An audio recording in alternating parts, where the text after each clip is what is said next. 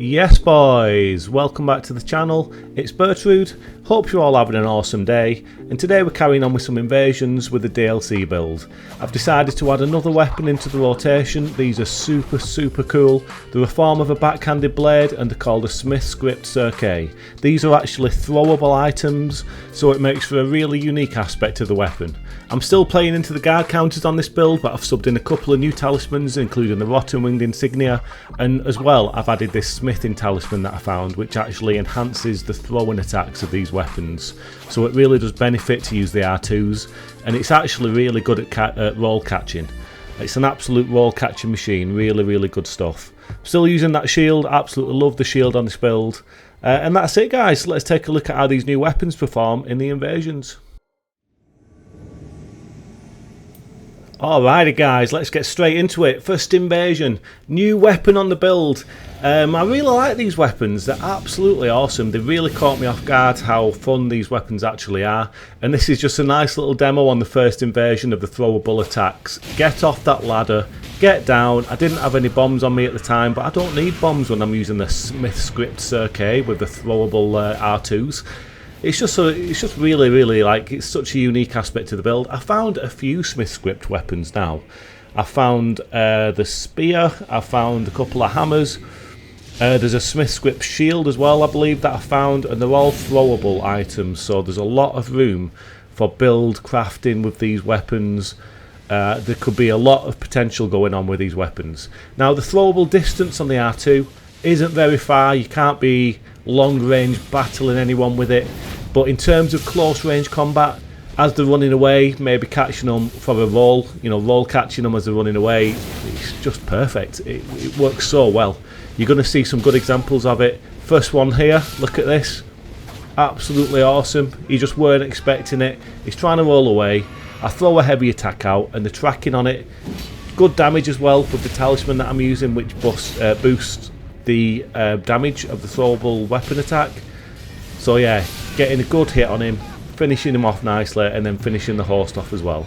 And look at it, it's so cool. It's just like a boomerang, innit? And I love the shape of it as well, I did find the other backhand blades that you find early on in the game, but I didn't really fancy using those, to be honest. And I think they're a lot more kind of leaning towards decks, where I think these ones suit maybe being a bit more on a heavy build. But like I said, I flame art infused these just like the other weapons on the build. The beast claws, they're flame art infused as well, and these are getting really good damage returns being flame art infused, because I've got high strength and high face, so it does really suit the stats. I'm getting good damage on them. As I said, I'm still playing for the guard counters, so you will see me using the shield and see me using these one-handed.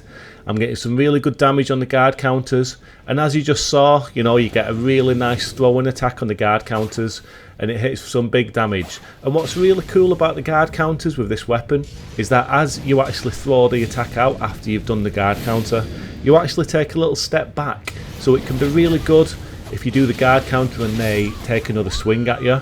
You're taking a step back as you release the weapon, so it kind of can sometimes get you out of harm's way if they're following up and they just eat the attack and you dodge the attack. It looks super cool, and like I said, it hits for some good damage.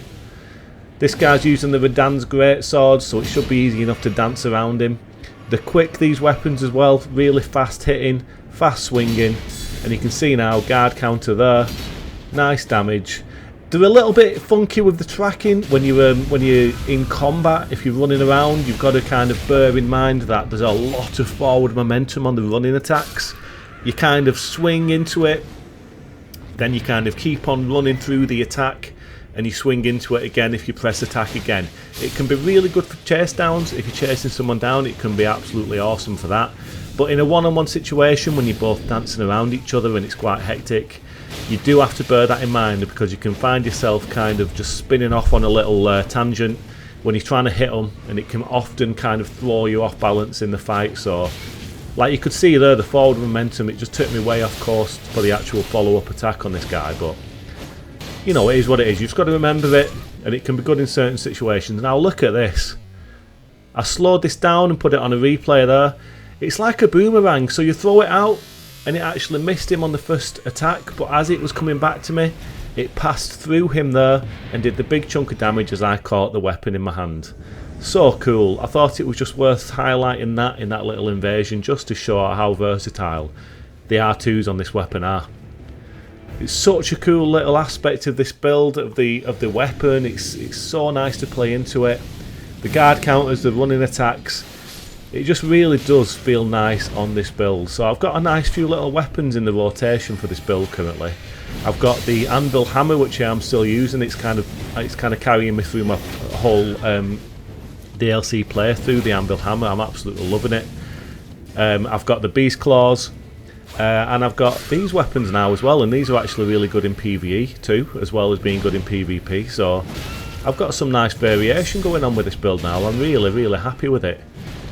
Who knows what else I'm going to find? You know, there's still quite a few bosses and stuff, a couple of areas that I've not been to.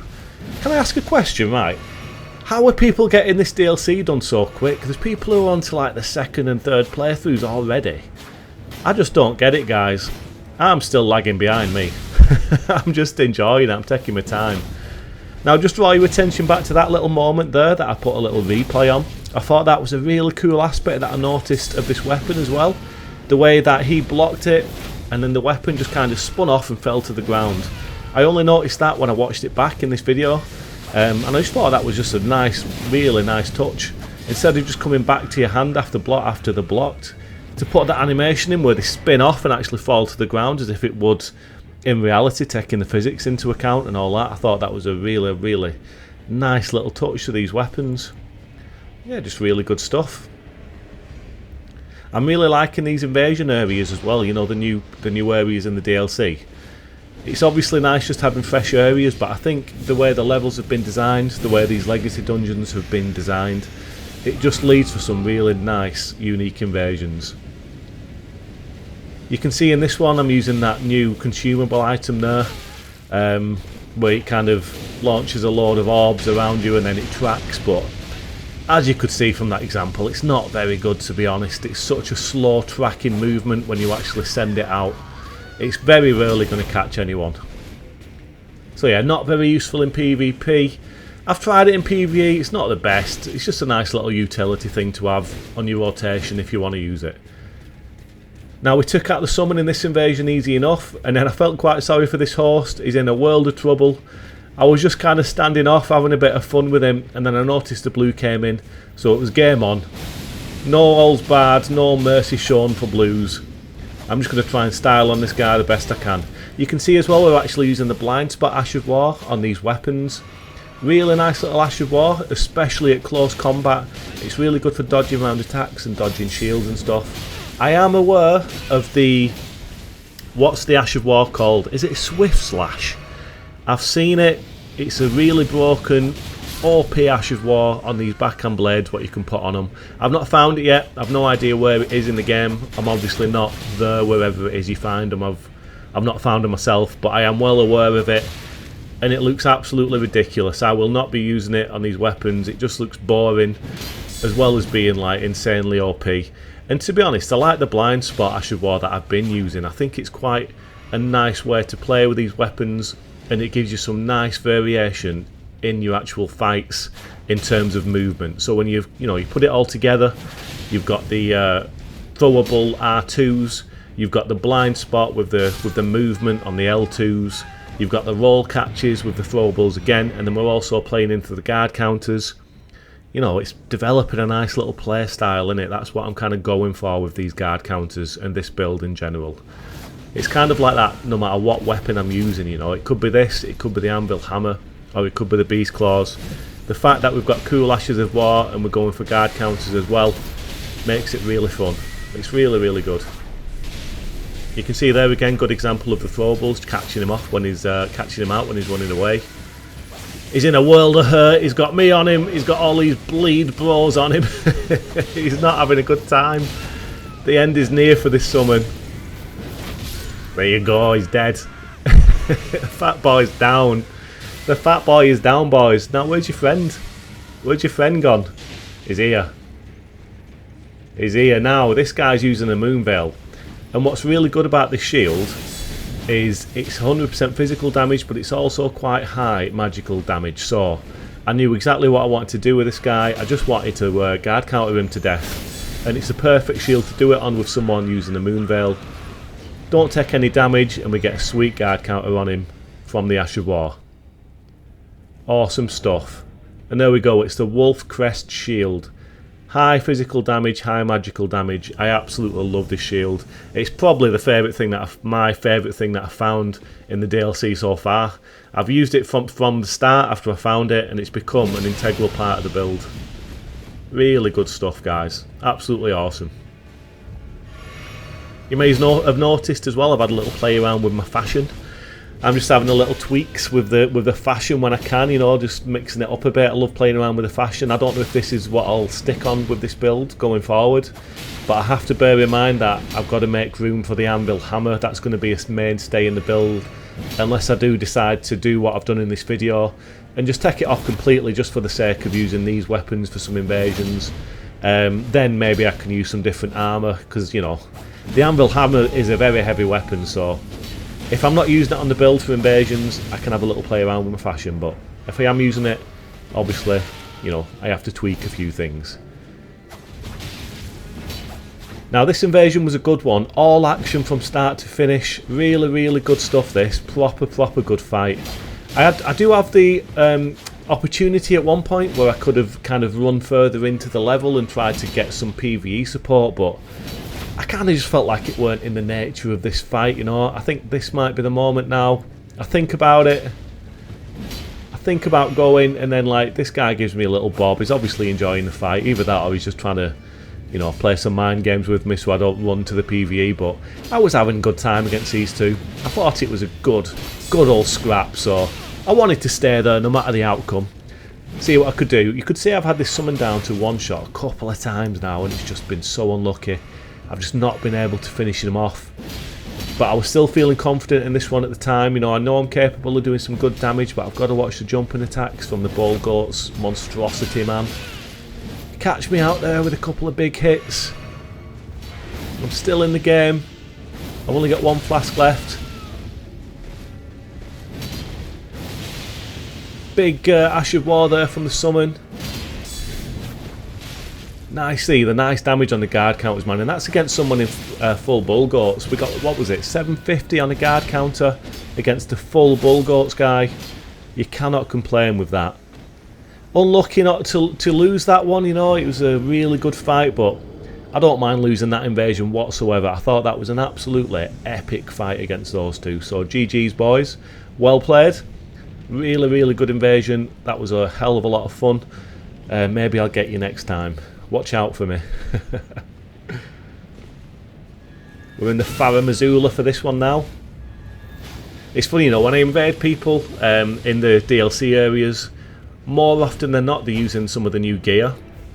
But then when I invade into the main game like this, it feels really strange invading people who have got new armour, new weapons in the main area of the game. It just doesn't feel right in my brain. I feel like something's wrong. It feels really weird. It's going to take a bit of getting used to seeing people with new gear. And myself, you know, using new weapons in these older areas. It just doesn't add up. It doesn't feel right, but we'll get there. Just a bit of time is all that's needed, you know. It's just a bit of time to get used to things. What a kill on the horse as well. Used the blind spot, got some good damage, and then we followed it up with a guard counter for a really stylish win.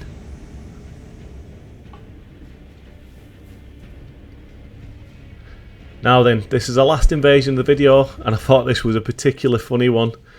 I go down here thinking they've took the lift down. I'm having a little look for them, and this caught me off guard massively. I'm not going to lie. I was not ready for it, and it was so obvious looking back. It was so obvious, but it terrified the life out of me at the time.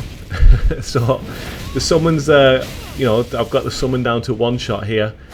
The host, for some reason, decides to back off. The host was there, he was helping, and then the host has backed off well and truly. I finished the summon, yeah, and now I go back down expecting the host just to be around this corner.